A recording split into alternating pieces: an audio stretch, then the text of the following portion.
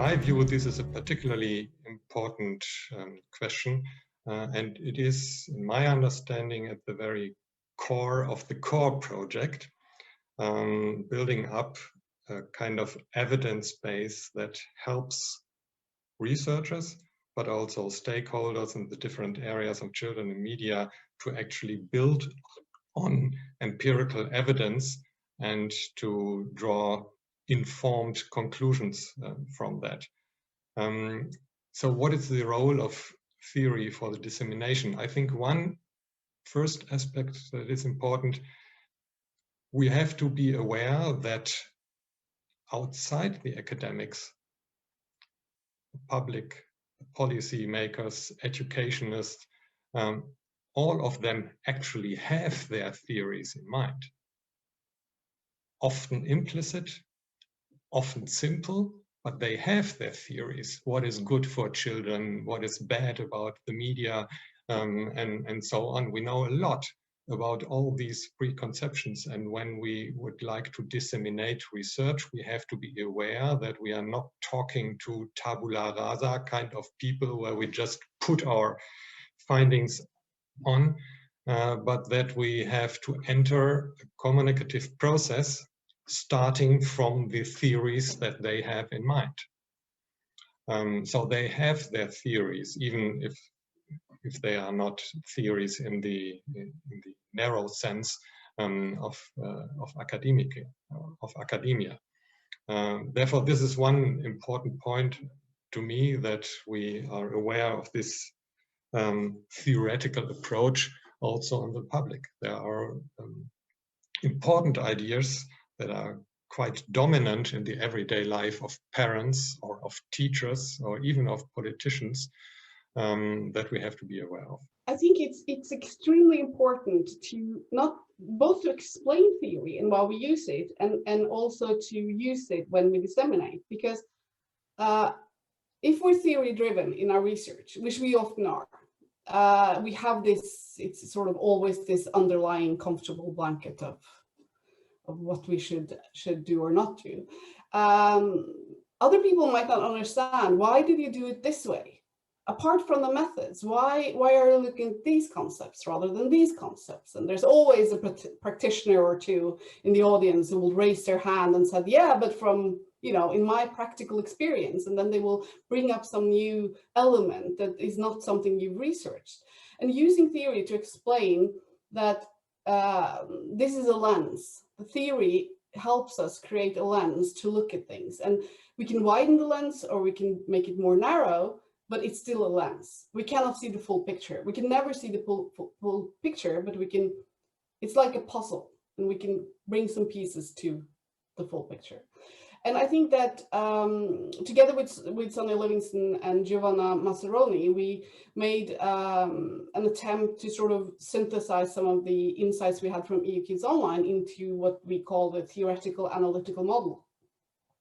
And that model for me has been extremely helpful when talking to people outside the academic world, like policymakers or educators, because I can point to the model. The model consists of 3 levels, and you can show how individual level variables, what happens within the child, for instance, and all these things that are individual, like gender and age and personalities and experiences, how these are interlinked with the social level, family situation, school situation, peer situation, what you do online, and then with the national level.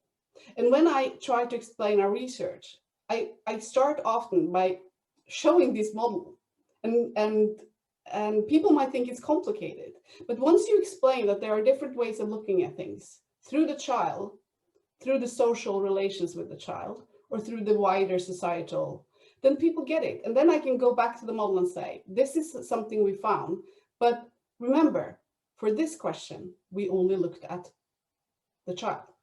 So we don't know what's going on in the family. Or for this question, we looked at what's going in the family, but we didn't look at the country. So, and variables, and people get that. So for me, theory is helpful to explain why we're doing what we're doing and why we cannot answer all questions. right through the process, I think I'm activating theory, but in different kinds of ways. I think also when I communicate the results of research, I'm bouncing up what we found in the field with the theoretical concepts and the analysis that has come before.